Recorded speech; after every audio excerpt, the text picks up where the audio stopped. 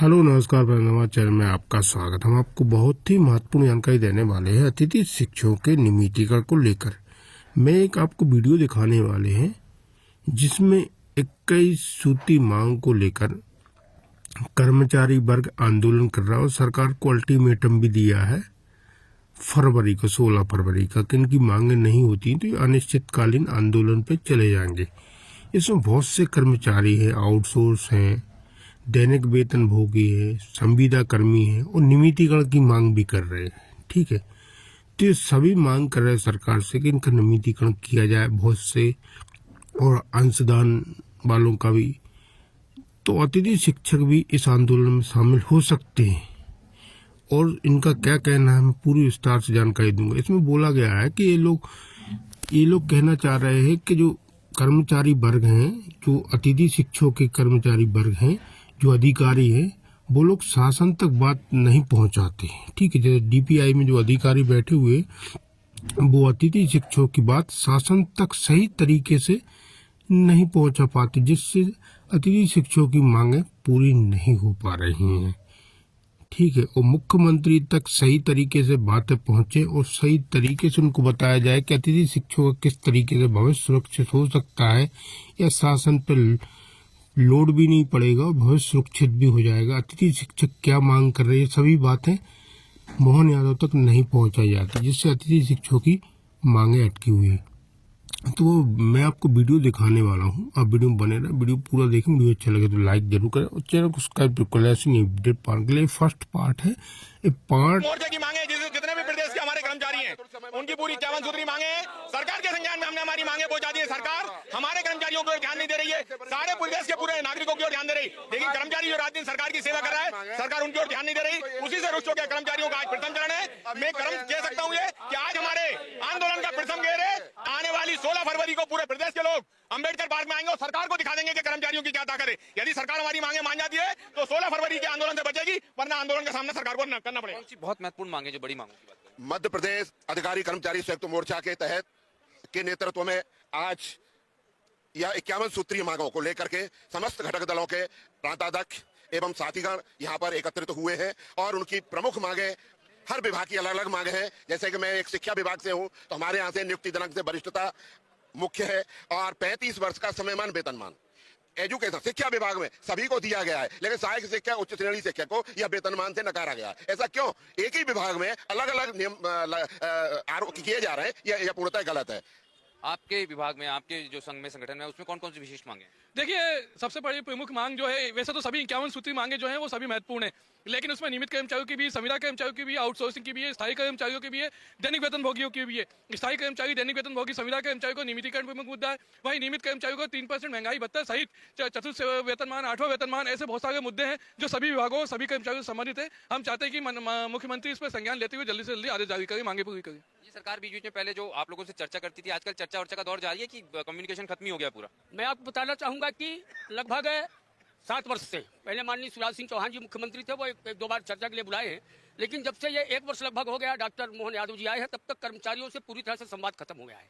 वो संवाद खत्म होने के बाद भी सरकार को ये नहीं मालूम है कि प्रदेश के अधिकारी कर्मचारियों की कौन सी मांगे लंबित हैं, कौन सी मांगे लंबित नहीं है। जो हमारी प्रमुख मांगे आप देख रहे हैं कि 2016 से पदोन्नति पर पूर्णतः प्रतिबंध लगा हुआ है। हाउस रेंट 2006 से केंद्र के समान जो मिल रहा है वही हम लोगों को मिल रहा है। 2006 से अपन को 7वें वेतनमान का अपन को एचआरए नहीं मिल रहा है। ये आपके स्थायी कर्मी, दैनिक वेतन भोगी, अंशकालीन कर्मचारी बहुत कम वेतन में अपने परिवार का गुजारा करें, उनके परिवार का कोई सदस्य खत्म हो जाए तो उनको मृतक के परिवार को कोई साधन सुविधा नहीं। इन तमाम 51 सूत्री मांगों को लेकर हम लोग सड़कों पर है और ये उसी का कारण है कि जो सरकार संवाद नहीं कर पा रही है अधिकारी कर्मचारियों से। प्रदेश का कर्मचारी अधिकारी उग्र हो रहा है। आने वाले समय में बड़ी हड़ताल की हम लोग तैयारी करेंगे। फिर भी मांगे नहीं मानी गई तो अनिश्चितकालीन हड़ताल करेंगे, कार्यालयों में तालाबंदी की तैयारी की जाएगी। टॉप ब्यूरोक्रेसी है, उसका रुख कैसा है? जी, जो शीर्ष पे बैठे अधिकारी हैं, जो पीएस लेवल के, सीएस लेवल के, वो कितना आप लोगों से कम्युनिकेट कर रहे हैं? आधे तो कर्मचारी अधिकारियों की आधे मांग तो वही पूरी नहीं होने देते। वो सरकार के और कर्मचारी अधिकारियों के बीच की बाधा है, वो सरकार को सही आकलन नहीं दे पाते, इसलिए आधा तो वही नुकसान कर रहे हैं हमारा। जो आईएएस लोग हैं, जो मंत्रालय में बैठे हैं, वो बिल्कुल सरकार को गुमराह करते हैं और जो सही बात है वो सरकार तक नहीं आने देते। इससे माननीय मुख्यमंत्री भी भ्रमित होते हैं तो दूसरी सरकार भी भ्रमित होती है, तो ये बिल्कुल गलत बात है। अभी जब सारे कर्मचारी संगठन एक साथ हैं या अभी भी कुछ बिखरा हुआ है? नहीं, सभी लगभग 51 संगठन अभी वर्तमान में, मैं डीके यादव राष्ट्रपतित का प्रांताध्यक्ष हूँ। राष्ट्रपतित के हम लोगों की अधिकांश मांगे 90% डिमांड सभी के हित की होती है। प्रदेश के वर्तमान में 51 संगठनों की लगभग 51 सूत्री मांगों को लेकर के ये 4 चरणों में हम लोग सभी लोग आंदोलन कर रहे हैं। चारों चरणों के बाद भी यदि सरकार ने हम लोगों की मांगे नहीं सुनी तो निश्चित हम लोग अनिश्चितकालीन हड़ताल पर जाएंगे। अभी क्या ऐसा लगता है कि बहुत सारे कर्मचारी डर के कारण इतनी बड़ी और महत्वपूर्ण मांगों पे सामने नहीं आ पा रहे हैं? निश्चित रूप से आपका कहना सही है कि कर्मचारियों का बाहर न निकलना कर्मचारी संगठनों के लिए चिंता का विषय है। जहां तक कर्मचारियों की मांगों का सवाल है, वर्तमान में स्थिति ये बनी है कि माननीय उच्च न्यायालय द्वारा पारित निर्णयों का पालन सरकार में नहीं हो रहा है। ये चिंता का विषय है। बाकी मांगे शासन से संवादहीनता निरंतर बन नहीं पा रही है। शासन स्तर पर अगर किसी समस्या को रखा जाता है, हाई कोर्ट के आदेशों की व्याख्या होती है, उस पर टिप्पणी की जाती है, उस पर मार्गदर्शन मांगा जाता है। ये बड़ी चिंता का विषय है। आप लोगों के माध्यम से हम सरकार का ध्यान इस ओर आकर्षित करते हैं। कई विभागों के मामले ऐसे हैं जो न्यायालय के निर्णय पर शासन का मार्गदर्शन मांगा जा रहा है, उसका क्रियान्वयन करने की बजाय। तो आपके माध्यम से हम मुख्यमंत्री जी का ध्यान इस ओर आकर्षित करना चाहेंगे कि हमारी मांगों का निराकरण करें।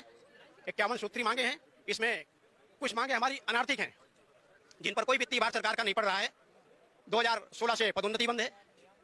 पुरानी पेंशन 1/1/2005 से लागू नहीं हो गई। समयमान वेतन और क्रमोन्नति कई विभागों में मनमानी नीति अपनाई जा रही है और बहुत सारी मांगे हैं जो हमारे साथियों ने आपसे कही हैं। तो हमारा निवेदन ये है आपके माध्यम से मुख्यमंत्री जी से कि हमारी मांगों का यथाशीघ्र 4 जो चरणबद्ध आंदोलन है उसके पूर्व उनके समुचित आदेश जारी किए जाएं। बाकी 4 चरण के बाद अगर कोई निर्णय नहीं होता है तो सबके साथ बैठ करके निर्णय करेंगे और आगे आंदोलन की बात होगी। मैं देख रहा हूँ कि ये आंदोलन हर बार आप लोगों को साल में दूसरे, तीसरी, चौथी बार करना पड़ता है। क्या हो रहा है? बार बार कम्युनिकेशन की भी बात होती है सरकार से, वो भी बिल्कुल नहीं हो रहा है। देखिए, इसका मूल जो कारण है, हम लोग जो बार बार रोड पे आने का जो मूल उसमें जाएं अपने विषय में, तो सरकार का जो मुख्य सचिव है, मुख्य सचिव को कम से कम साल में 2 बार उनको कर्मचारी जो मान्यता प्राप्त कर्मचारी संगठन है उनके साथ मुख्य सचिव पहले बैठकें किया करते थे। और जब से ये 20-25 साल की जो सरकार है, इसमें मात्र 2 बार मुख्य सचिव ने बैठक ली है। मेरा आपके माध्यम से आग्रह है कि हमें भी शौक नहीं है रोड पे आने का बार बार। कम से कम सरकार जो व्यवस्थाएं हैं उस व्यवस्थाएं पर कर्मचारियों से मुख्य सचिव स्तरीय की बैठकों को प्रारंभ करे और सभी कर्मचारी संगठनों के साथ संवाद करे।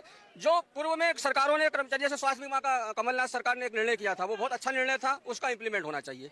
हमारा ये चाहे हम कब तक इंतजार करेंगे? आज 8वें वेतनमान की दहलीज पे हम लोग खड़े हैं। सेंट्रल की यूनियन जो है ना 8वें वेतनमान के लेके मोदी सरकार पर दबाव बना रही है और हम 7वें वेतनमान के जो हमारे अन्य प्रासंगिक लाभ हैं वो अभी तक मध्य प्रदेश के कर्मचारियों को नहीं मिला है। तो निश्चित ही कर्मचारी अपने हितों के लिए रोड पे तो आएगा। अब ये सरकार का पक्ष है, सरकार को अगर आंदोलन से बचना है तो संवाद शुरू करे। ये महंगाई भत्ते को लेकर सरकार बोलती है अभी एक्सटेंड कर दिया, अब एक्सटेंड कर दिया, बराबर कर दिया, तमाम बातें होती हैं। नहीं, कभी अभी मेरे हिसाब से 2018 के बाद कभी बराबर नहीं हुआ। 13 से 18 तक शिवराज जी ने बिल्कुल समय समय पर दिया था। फिर कोरोना के बाद जिस तरह से व्यवस्था बिगड़ी है, आज भी सेंट्रल गवर्नमेंट के कर्मचारियों की तुलना में मध्य प्रदेश का कर्मचारी 3% महंगाई भत्ता पीछे है। और अभी फरवरी में सेंट्रल गवर्नमेंट फिर महंगाई भत्ता बढ़ा देगी तो हम इस तरह से 7 और पीछे हो जाएंगे। तो इसको बराबर करना चाहिए सरकार को। लोगों ने एक चरणबद्ध आंदोलन रखा है, लेकिन सरकार बीच में इसको ब्रेक करने की कोशिश करती है, बड़ा प्रॉमिस करती है, आश्वासन दे देती है, फिर आप लोग रुक जाते हैं। असली में होता है क्या, कर्मचारी ये सोचता है सरकार ने आश्वासन दिया, लाजमी है कि हमको कर्मचारी है, सरकार की जो बात है सरकार आश्वासन देती है, कहीं ना कहीं मानना तो पड़ता है। हरदर्मी तो हम लोग भी नहीं दिखाते, लेकिन सरकार कुछ मांगे पूरी कर दे, कुछ मांगों के लिए हमको टाइम दे दे तो हम लोग मान जाएंगे। नहीं तो इस बार तो ऐसा है कि सरकार जब तक हमारी मांगे पूरी नहीं करेगी आंदोलन तो जारी रहेगा। आज इस आंदोलन का ये कह सकता हूँ प्रथम गेयर डाला है और जो हमारा आखिरी गेयर डालेगा वो 16 फरवरी को डालेगा। सरकार को समझ में आ जाएगा कि सरकारी गाड़ी में बैठना है या नहीं बैठना, वो 16 फरवरी को बता देंगे। सर, बहुत सारी मांगे तो ऐसी है जिसमें किसी प्रकार का फाइनेंशियल बर्डन नहीं है, उस पर तो त्वरित निर्णय लिया जा सकता था सरकार की तरफ। अभी जो आपको बताया गया कि अगर जब तक संवाद नहीं होगा तब तक किसी मांगों पर निर्णय कैसे होगा? संवाद पे बहुत सी मांगे ऐसी हैं जिन पर कोई भी आर्थिक बर्डन नहीं है और निश्चित रूप से उन पर सहमति बन जाएगी और वो मांगे पूरी हो जाएंगी। तो निश्चित रूप से संवाद जो है बहुत आवश्यक है। संवाद के साथ ही आप मांगों के निराकरण संभव हो पाएगा। ये